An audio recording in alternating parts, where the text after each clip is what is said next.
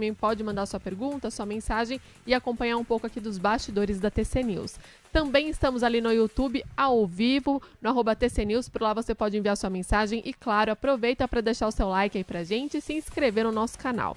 Por último, mas não menos importante, é claro, estamos ali no tc.com.br, tanto pelo site como também pelo aplicativo do TC, certo, Léo? Certíssimo, Mari. Muito obrigado à nossa audiência. Já estou acompanhando alguns dos comentários, sempre muito respeitosos, carinhosos aqui com a gente. E vocês continuam sendo sempre. Nada vai mudar isso, a razão de ser do nosso trabalho. São 3h05, mas o Tarde TC News de hoje, especificamente, é um Tarde TC News que começa sob moldes especiais.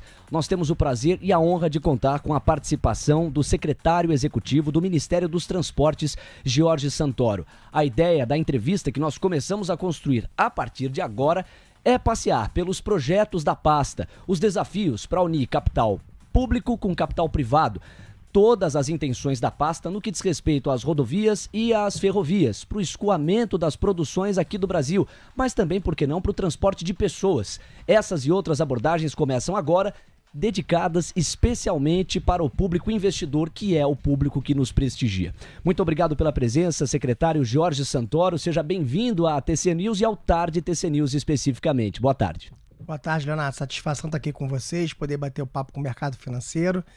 E o Ministério do Transporte está com a intenção de cada vez mais participar dessa discussão junto aos investidores.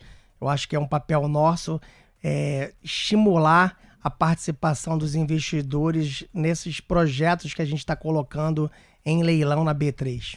Excelente, secretário. Nós que agradecemos a presença do senhor aqui na nossa estrutura. O PAC, apresentado pelo governo Lula, prevê praticamente 280 bilhões de reais para a pasta dos transportes, dos quais, na proporção, apenas, entre aspas, 79 bilhões seriam públicos, cabendo à iniciativa privada arcar com o restante. Como é que tem caminhado, secretário, os planos? Qual que é a estratégia que está sendo usada para atrair a iniciativa privada e qual conceito tem norteado a relação público-privada na pasta dos transportes? Leonardo, a gente primeiro procurou entender como estava a situação dos contratos atuais, né? Então a gente tinha 24 contratos de concessões rodoviárias e outros em torno de 12 contratos de concessões ferroviárias. A gente verificou que os contratos estavam muito estressados, desequilibrados. Então a gente trabalhou, junto ao Tribunal de Contas da União, um método para a gente dar uma melhorada nesses contratos e trazer investimentos novos. A gente está chamando de otimizações dos contratos. A gente acha que nós vamos chegar a 15 contratos otimizados nesse período aí até abril do ano que vem, numa negociação bilateral com a participação e fiscalização do Tribunal de Contas da União. A gente está achando que vai chegar a esses 15 contratos a 80 bilhões de investimentos a serem novamente contratados em rodovias como a Via Bahia, na Bahia, a BR-101 Rio de Janeiro, BR-101 Espírito Santo, por exemplo, a Regis Bittencourt. A gente está tentando encontrar caminhos para melhorar a prestação de serviço público e melhorar os contratos. A gente acha que com isso a gente melhora a situação dessas empresas, né? Essas empresas passam a ter uns contratos melhores. De outro lado, a gente começou a discutir uma previsibilidade regulatória, uma otimização, uma melhoria, né, desses contratos para dar segurança jurídica para os investidores. Ou seja, eu tenho uma perspectiva de contratos e eu preciso dar uma clareza para o investidor que eu vou ter mecanismos no contrato para equilibrar qualquer choque econômico que surja, ou seja, evitar o que acontecia no passado, que a gente fica 2, 3 anos para reequilibrar um contrato. Então a gente está construindo mecanismos de modernizações tecnológicas de forma aberta nesses contratos para possibilitar a atração do investidor nesses projetos. E aí a gente divulgou um pipeline de projetos, de 35 projetos na área de rodovias para leiloar. Já fizemos 2 leilões com bom sucesso, um sucesso bacana na B3. E nós temos uma carteira de projetos que a gente vai ter leilão praticamente todos os meses a partir do próximo mês. Só outubro deu folga que sem leilão, mas novembro tem um leilão, dezembro tem um leilão. Aí janeiro eu tenho folga e a partir de fevereiro a gente tem mais 10 leilões para o ano que vem. Então, seja uma carteira que a gente espera nos próximos 3 anos licitar 35 projetos em rodovia e em torno de 10 projetos em ferrovias. o que de uma forma programada, com uma previsibilidade, com datas marcadas. A gente está cumprindo, Leonardo. A gente divulgou a primeira vez a carteira em maio, na B3, e a gente cumpriu literalmente todas as datas dos leilões. A gente espera manter essa sequência. É difícil, até porque no passado, a gente leiloava no país 1,2 leilões por ano, ou seja, a média histórica do Brasil, e a gente está assumindo um compromisso de uma carteira muito ambiciosa. Secretário, o senhor toca numa questão muito cara ao investidor, que é a segurança jurídica. No limite, é a esse respeito que o senhor tratou em boas partes aqui dessa primeira intervenção. Qual é o peso que essa agenda da segurança, da previsibilidade, tão enfatizada pelo senhor logo na primeira resposta à pergunta, tem hoje no Ministério dos Transportes? É uma prioridade muito grande para nós, porque nós estamos tratando de pessoas que vão colocar seu dinheiro, seus recursos em contratos de 30, 35 anos. Talvez em ferrovia chegue a 70 anos, né? A gente está discutindo a possibilidade de fazer projetos de 70 anos de concessões ferroviárias. Então, dentro desse período, acontece de vários tipos de situação diferentes. Choques econômicos, choques de demanda. Então, problemas de segurança em relação à engenharia. E a gente precisa desenvolver mecanismos contratuais que garantam reequilíbrios e previsibilidade nesses contratos. Então é isso que a gente está construindo. A gente não fez essa agenda sozinho. A gente colocou em consulta em maio na B3, fizemos 32 reuniões bilaterais entre fundos de investimentos e operadores, ouvimos o mercado e publicamos na semana passada a política que vai regular os contratos de agora para frente. Pra você ter uma ideia, Leonardo, o Brasil, no histórico dele de rodovias, teve 24 contratos e 24 editais de leilões diferentes. E a gente está propondo, a partir do leilão da BR-040, ter um padrão único de edital e de contrato para dar previsibilidade para os investidores. Os investidores estrangeiros estão nos demandando essa previsibilidade contratual. Eles precisam de mais prazo entre a data da publicação do edital e o leilão. Isso a gente colocou na política pública e é por aí que nós estamos seguindo. 3h12. É particularmente interessante uma das partes da primeira resposta ainda do secretário Jorge Santoro, quando ele alude ao passado antes de planejar e desenhar o futuro. Ou seja, o grau de energia dedicado a se entender qual era a situação do Ministério dos Transportes no início deste governo Lula 3. E aqui é impossível que nós não citemos o novo marco legal das ferrovias, que foi proposto pelo governo Jair Bolsonaro e aprovado pelo Congresso. Esta medida permitiu que a iniciativa privada construísse e explorasse ferrovias sob o regime de autorização, que tem regras mais flexíveis. O regime de concessão prevê necessariamente licitação e, por tabela, regras mais rigorosas. Qual é a avaliação, secretário, que a pasta faz do marco das ferrovias e o que é que se pode aproveitar ou não dele? Leonardo, a sua pergunta é muito pertinente. Muita gente confundiu a autorização como uma panaceia que tudo vai se resolver a partir da livre iniciativa sozinha. O que a gente viu foram 140 pedidos de autorização e nós já temos mais de 100 já autorizados de investimentos em autorizações.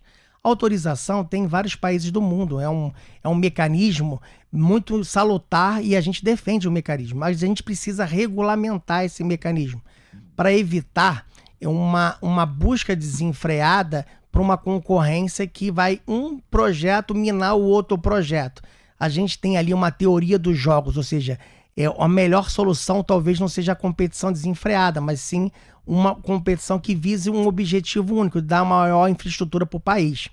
Então a gente tem aí várias concessões que concorrem entre si, autorizações, na verdade, que concorrem entre projetos que concorrem entre si.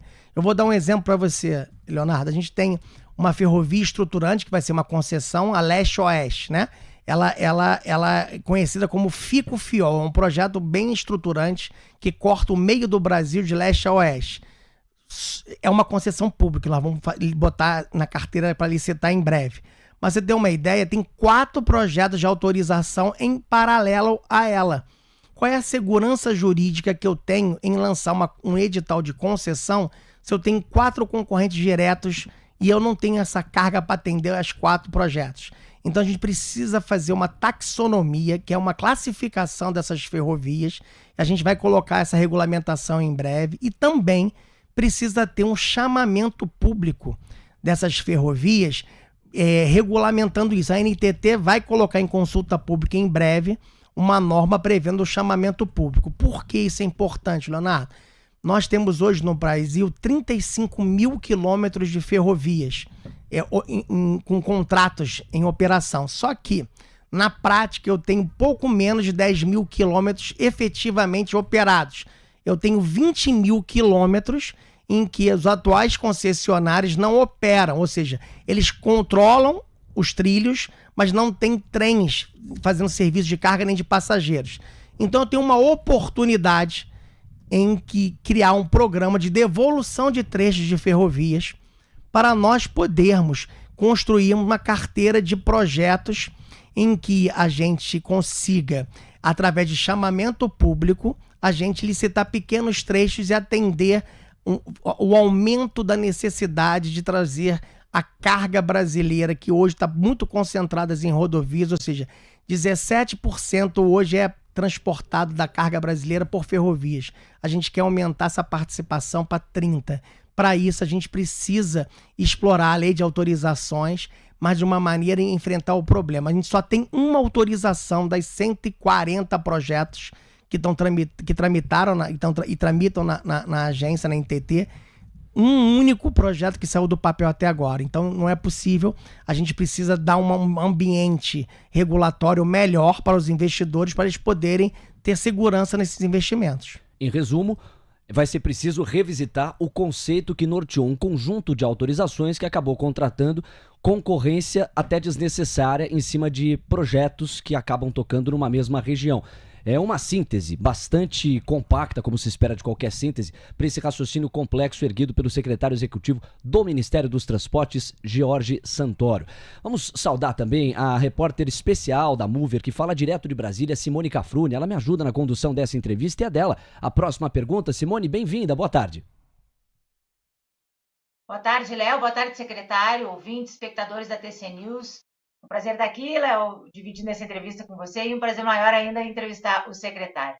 Secretário, o senhor acabou de comentar que o Brasil tem cerca de 20 mil quilômetros a serem devolvidos, né, por atuais concessionários. Eu também tenho ouvido o ministro dos Transportes, Renan Filho, que pretende renegociar com concessionários atuais, concessões que estão acabando. A própria ministra do Planejamento, quando foi divulgar o PAC na terra dela, no Mato Grosso do Sul, disse que o governo pretende reabilitar o contrato com a CCR no caso da BR-163. Como é que o governo as empresas estão respondendo ao governo? Há esse interesse? As concessionárias estão dando um feedback positivo com relação a essa questão da devolução de concessões ou de renegociação dessas concessões? Secretário. Simone, excelente pergunta, Simone. Acho que a gente tem que dividir o problema em dois aí. A gente tem o caso das rodovias, como você falou, da BR-163, né? Era uma concessão que a concessionária tinha devolvido, simplesmente porque o contrato estava extremamente desequilibrado e ela estava tendo prejuízo na operação. Então a gente fez uma consulta ao Tribunal de Contas da União, propondo um novo mecanismo que substituísse a relicitação. O que a gente está tentando é uma coisa negocial, né? Fazer uma transação econômica, levando uma nova sistemática de projeto em relação ao que se colocava antes. A gente tinha o instrumento da relicitação, ou seja, a gente não teve nenhuma rodovia e nenhuma ferrovia relicitada desde a lei editada há 6 anos atrás, já fazendo quase 7 anos. Então a gente vê a dificuldade do mecanismo. Tinha uma boa intenção, mas o mecanismo não funcionou. Então a gente fez uma proposta para o TCU aprovou, a gente organizou a negociação. Por exemplo, Simone, a BR-163 no trecho do Mato Grosso do Sul acabou de ter o processo de negociação aprovado, o início dele no TCU, e a gente acredita que em até 90 dias a gente tem um novo contrato com a concessionária e que vai prestar um serviço muito melhor à logística do Mato Grosso do Sul e aos usuários em geral. E eu acho que isso é um mecanismo que regulariza a situação desse investimento. No caso das ferrovias, o problema é muito mais complexo. A gente teve as 4 principais ferrovias do Brasil em volume de carga transportada, volume e valor de carga transportada do Brasil, que foi a Carajás, a Vitória Minas, a Rumo, que é a Malha Paulista, e também a MRS. Essas 4 entraram no mecanismo de renovação antecipada, ou seja, a gente renovou sem colocar em licitação praticamente 90% da carga transportada no Brasil por ferrovias. Então, a gente acredita que o mecanismo mais adequado teria ter sido a licitação dessas ferrovias e não a maneira como foi feita. Mas são contratos e a gente está discutindo com as empresas. Tivemos uma discussão, como o ministro falou recentemente, na semana passada na B3, uma discussão bem produtiva com a Malha Rumo, Malha Paulista, e já teve a negociação no TCU.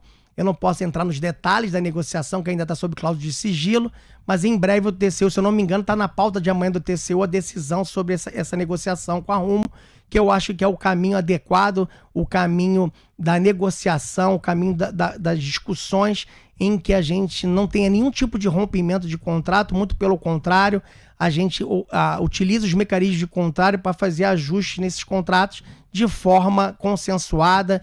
Esse consensualismo na administração pública, Simone, eu acho que é o caminho para o Brasil evitar o conflito. A gente tinha no passado dezenas, talvez centenas de discussões judiciais nas concessões ferroviárias e concessões rodoviárias. Então o caminho que a gente está com essa consulta que a gente fez no Tribunal de Contas da União é o caminho do consensualismo, construir soluções com as empresas, olhando para o usuário final e melhorando os custos logísticos do país. 3h21. Neste instante, a curva de juros segue baixista. Nós temos uma média de 9 pontos base e meio a menos nos pedidos de prêmio em toda a sua extensão. Você vê na tela o termômetro internacional. Os futuros dos Estados Unidos avançando em média 0,40%, Dow Jones, S&P e Nasdaq. No termômetro mais volátil, o DXY registra força da moeda americana ante outras moedas pares, com uma alta de 0,65% a 106,28 pontos. O VIX cai quase 4% a 19,56 pontos, e os yields de 10 anos, tão estressados nos últimos dias, desde ontem arrefecidos, se encontram em 4,84% como retorno médio anual.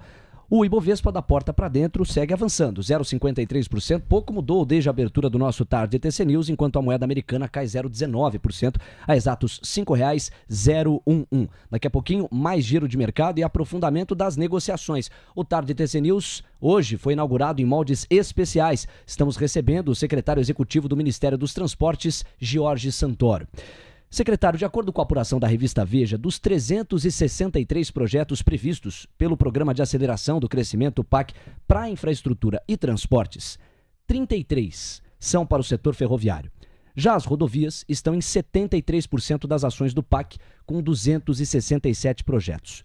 O que esse protagonismo das rodovias em detrimento das ferrovias revela, na opinião do senhor, e do ponto de vista ambiental, estrutural e logístico? Não faria mais sentido um peso maior para as ferrovias? Sem dúvida, Leonardo. A questão é que nós, quando entramos no Ministério, a gente encontrou duas situações bastante distintas.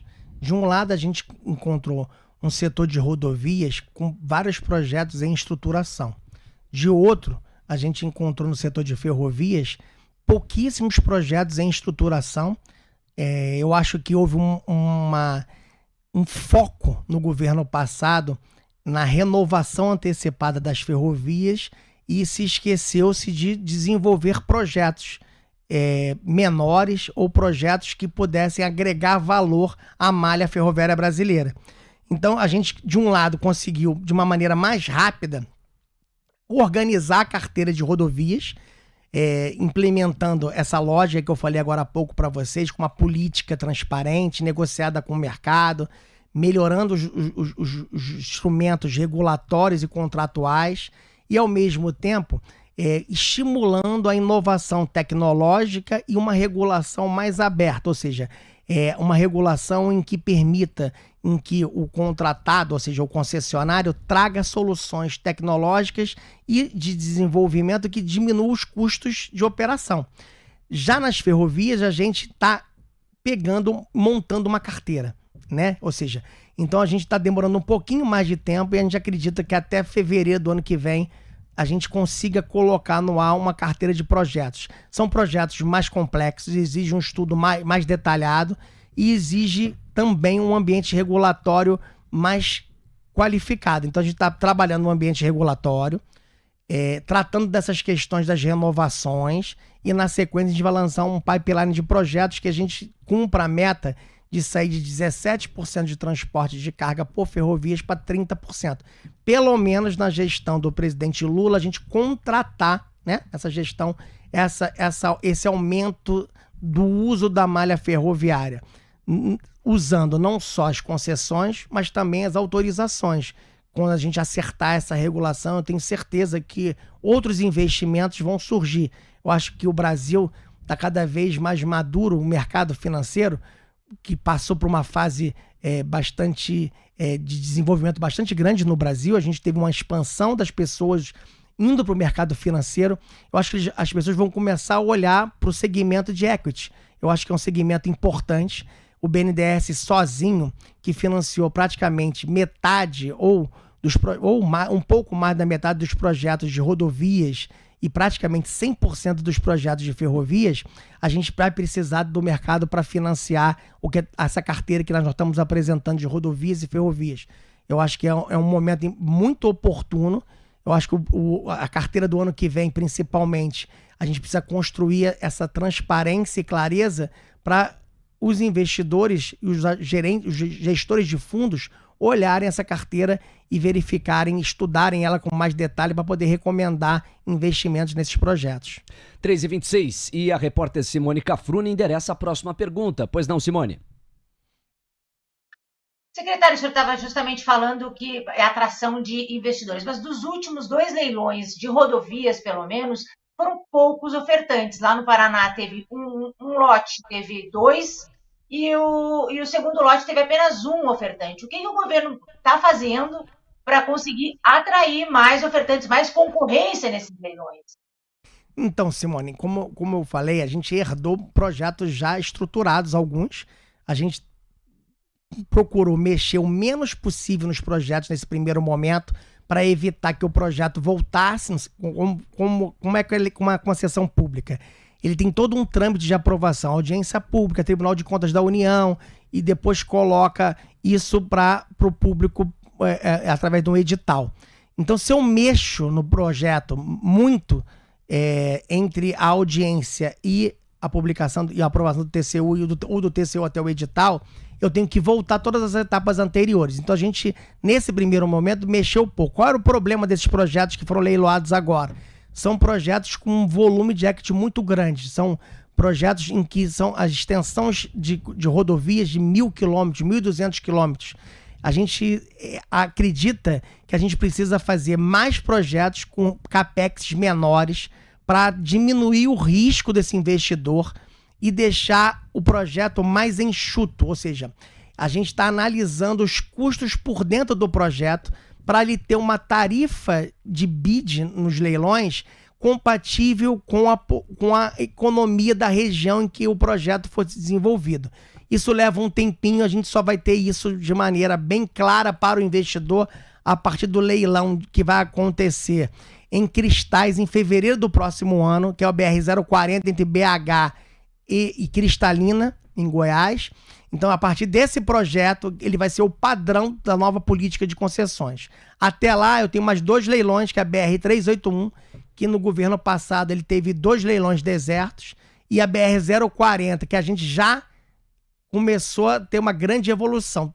Já na BR-381, Simone, a gente conseguiu melhorar o projeto, melhorando a matriz de risco, melhorando a matriz de demanda.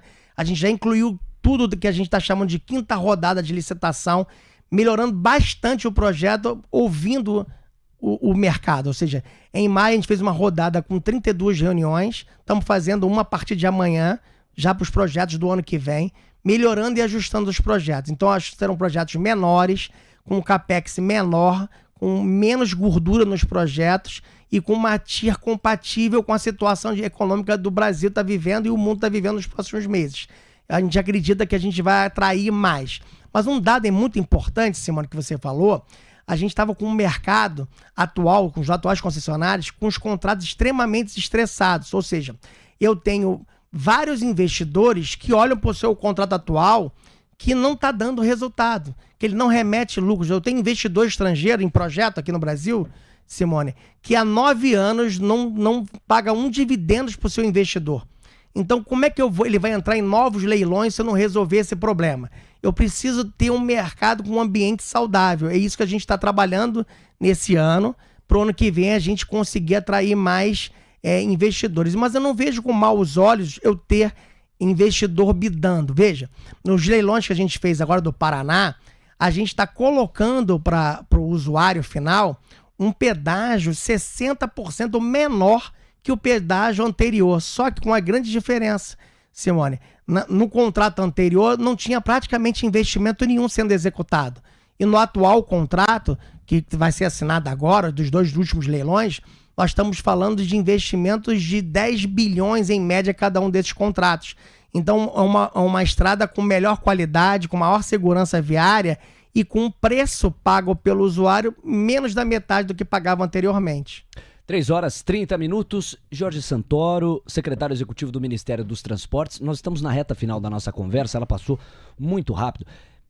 Fazendo aqui uma menção ao que foi o primeiro PAC da era Lula, o projeto recebeu muitas críticas em função de muitos anúncios, poucas entregas. Olhando agora para este novo PAC e sob o ponto de vista dos resultados, eu gostaria que o senhor elencasse, se possível, um projeto que anda muito maduro e que de fato está para ser entregue e no entendimento da pasta dos transportes tem um peso suficientemente grande para fazer diferença na vida da população ou do setor produtivo dela. E um outro projeto cujo interesse do Ministério dos Transportes para atrair o investimento, nós estamos falando com o público investidor, seja bastante alto. Seria, digamos, o projeto protagonista para sensibilizar o mercado financeiro, para sensibilizar o mercado de capitais em prol do seu financiamento. Com quais ou com qual destes projetos, entre vários listados aqui, o senhor ficaria para responder cada uma das premissas?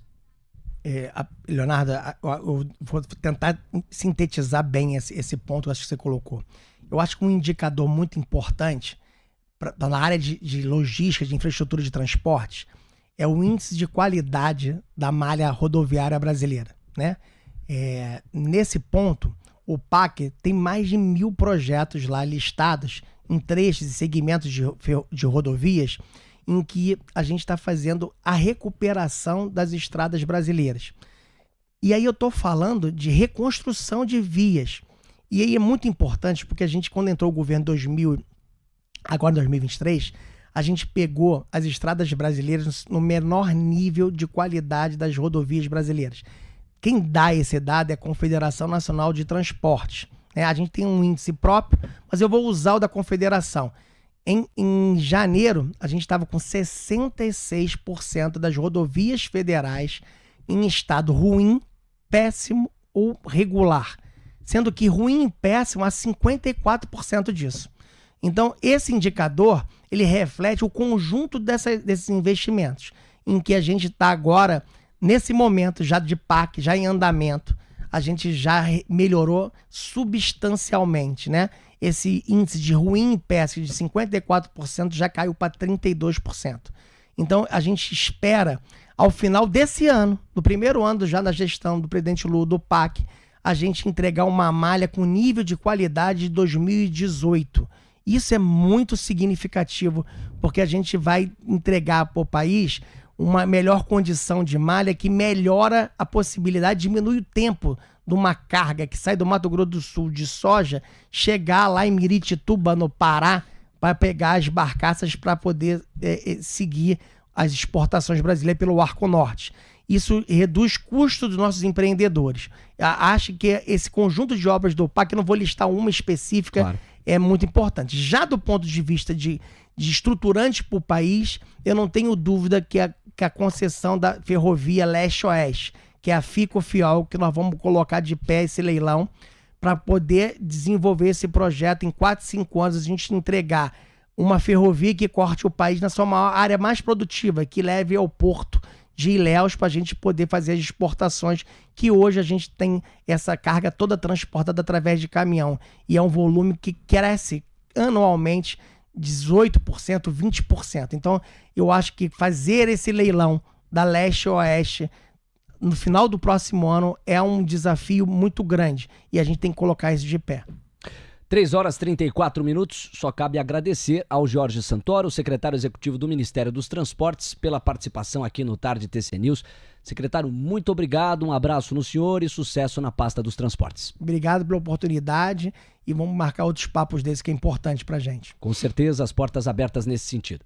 3h34 e a Mariana Friedman faz um giro pelos mercados. Mari, à vontade, o espaço é seu, pois não? Vamos lá, então, Léo. Vou começar aqui pelo mercado americano, então, começando por Dow Jones. Hoje as bolsas americanas estão operando em alta nesse momento. Vou passar aqui primeiro por Dow Jones, que avança 0,68% aos 33.161 pontos. Se a gente dá uma passada em Nasdaq também, avançando 0,77% aos 14.824 pontos.